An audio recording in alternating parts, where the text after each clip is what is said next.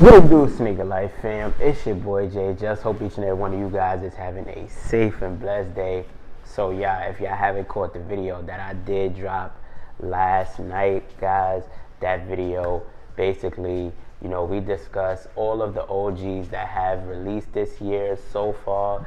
There is some OGs that still have yet to release, so I did tell you guys that I was going to make that into a separate video. It seems that Nike stock has tumbled in double digits. Now, this is from Nike having too much inventory in their stores. Now, it is said that Nike is expected to deliver some of this inventory to their outlet stores, and then they plan to release some of this merch online, and they plan to even double down and sell some of this merch at discount stores such as TJ Maxx. Now, personally, I did see something funny where someone put, and shout out to Unbreakable, this is actually funny, he said Nike making way for the Jordan 1 Lost and Found 500K plus pairs. Now, I'm not gonna lie, that could be true, you know what I'm saying? Just for the simple fact that, when you have a lot of inventory, and it is said that, Nike's headquarters are worrying about the next quarter, as where Nike's, profit has just trembled in double digits. So they worry about how next quarter will do.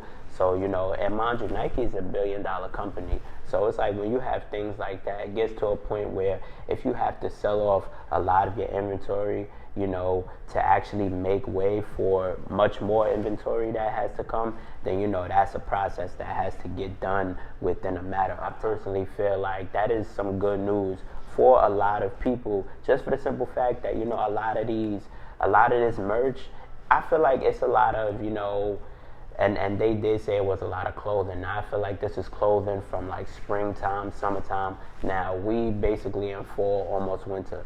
So basically, a lot of people don't need that clothing no more. So basically, there's still people, in certain areas where it's hot, they may want to go shop and, grab some of that merch. So they will be able to grab that at a discounted price, you know what I'm saying? And even rather than having to go to the store, they can actually purchase some of this merch online. Now, personally, when it comes to the Air Jordan 1 Lost and Founds with this 500K plus pairs, I personally feel like this can be an issue as to why Nike is trying to get rid of a lot of their inventory. Now, personally, when you have 500K plus pairs of a shoe, that does put some demand and, some pressure on, the store-wise. Now, first Air Jordan 1 GRs in history that has this many pairs.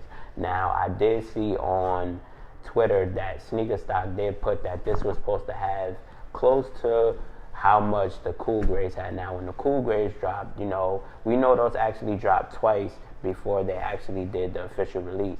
Now, I believe the first release was to be around 60 to 70,000 pairs. Then the second release was supposed to be around 70 to 80,000 pairs. So that's well over 100,000 pairs. Now, I believe it was 1 million pairs of the Cool Grays that went out.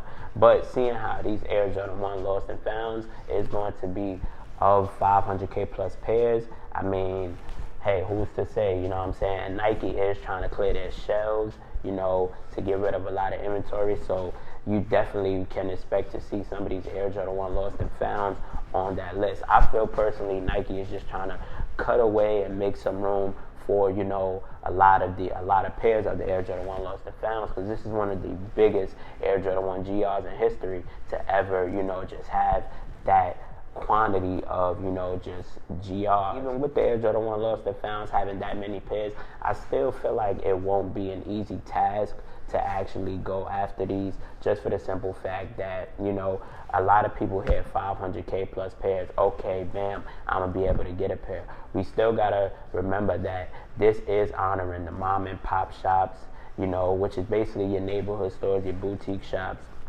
Personally, I feel, that they will get something special as far as like a release date, for them with this shoe dropping. And to be honest, even with the Rebellion is when those drop, I mean, you had some stores that had from 15 to 2,000 pairs. So I can definitely kind of see, that happening with the Air Jordan 1 Lost and Founds, kind of following in that rebellionaire stage. Now, personally, you know, a lot of people do feel like this will be an easy grab. Now, personally, it just won't, just for the simple fact that this is a massive GR, I understand, but I definitely can't see this shoe as one sitting, just for the simple fact that a lot of people are going to want to double up. Some people may want to triple.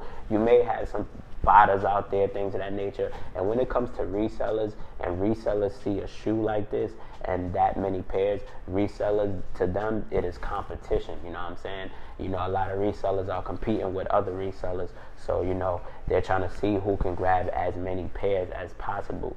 Now, personally, I'm all here for all I need is one pair, you know what I'm saying? I mean, it don't even matter if I get two pairs. As long as I got one pair in my hand, I'm definitely good with it. But seeing how, you know, 500K plus pairs, I mean, guys, hey, let's talk about it. This is a full family size shoe. Now, I did mention, when you do have a full family size shoe, that usually means a lot of these retail stores, you know, such as Jimmy Jazz, DTLR, Snipes, Foot Locker, Finish Line, Champs, things of that nature. So a lot of these stores will be getting pairs, but, you know, I'm eager to see how many pairs each store will be getting, just for the simple fact that this is honoring a lot of mom and pop shops. So they will actually, I feel personally, they will actually be getting their pairs first, then we will actually get ours come release day, which is November 19th. Now, one thing to note is that if a lot of these other countries, foreign countries, do keep their release date, and seeing how so many people have gotten these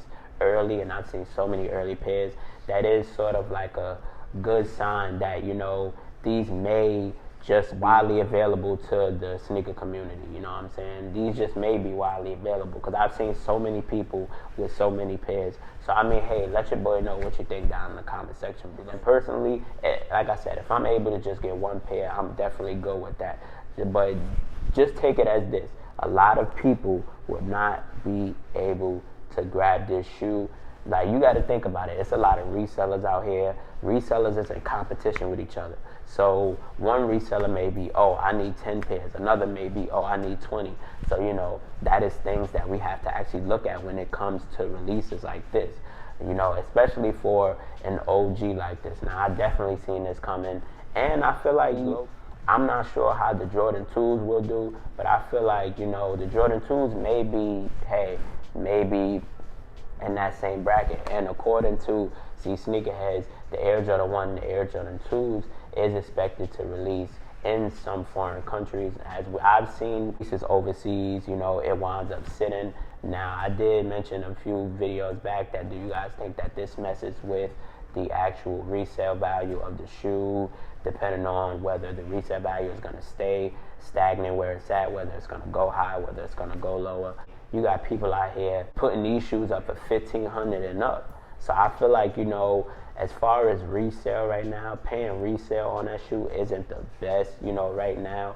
I mean, personally, I could definitely see these on release day. Maybe, now I could be wrong, I maybe could see these on release day, being maybe, depending on how the demand is for these. Now, I already know the demand for these is high, but depending on if a lot of these states keep their release date, which was originally October 29th, I personally feel like a lot of these, you know, I feel like we may have a good chance at just grabbing these, you know what I'm saying? I feel like, you know, because at some point, you know, when a lot of these release dates change, a lot of foreign countries out of the states do keep their release dates. Now, personally, I feel as far as resale, I feel like paying that $1,500 and up for this shoe is I mean, it's worth it, but it's not worth it just to pay that resale. I mean, personally, I could be wrong, but I hopefully hope to see these going maybe $350 to $400. My cap right now is actually $500 to $600 on release day.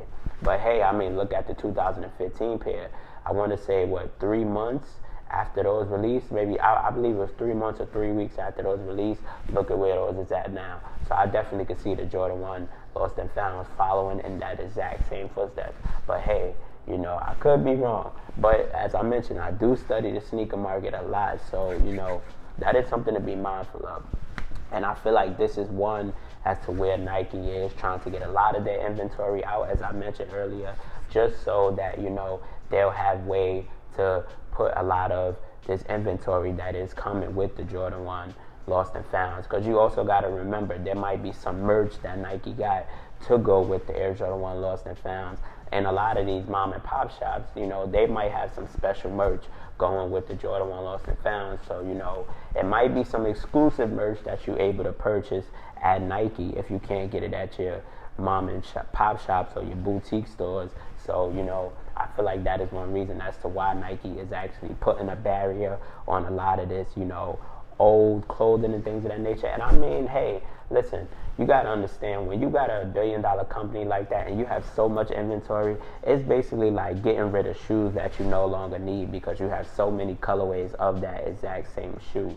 So that is basically what Nike is doing. They have so much inventory that maybe they feel they don't need. Now they're going to distribute it to their regular outlet stores, sell a lot of that merch online, and then, you know, they're going to also distribute a lot of that merch to the actual TJ Maxx store, which is a discount store where you're able to be purchasing this, you know, merch for just lower than what you're actually paying.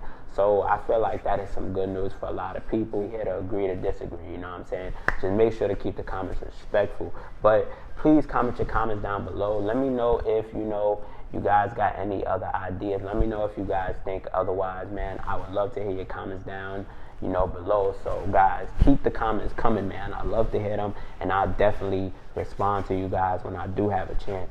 But like I always say, you got your boy J-Jus, you got the channel, you got my thoughts and opinions on Nike's stock tumbling in double digits, and as far as to what is to come next for Nike with these 500K plus pairs of Jordan 1 Lost and Found. And please be mindful, guys, these will not be a walk in the park. Please keep that in mind. But like I always say, thank you guys so much for watching. I appreciate you guys so much. Reach for the stars. Sky's the limit. And we out.